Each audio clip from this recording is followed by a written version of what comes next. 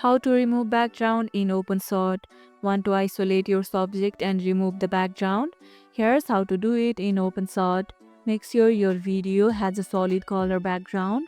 Import the video into project files and place it on the timeline. Now right click on the clip and go to properties. Find the Chroma key option and select the key color to match the background, usually bright green or blue. Adjust the fuzz value to control how much of the background is removed.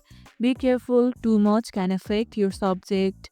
Behind the clip, add an image or video on a lower track to serve as your new background.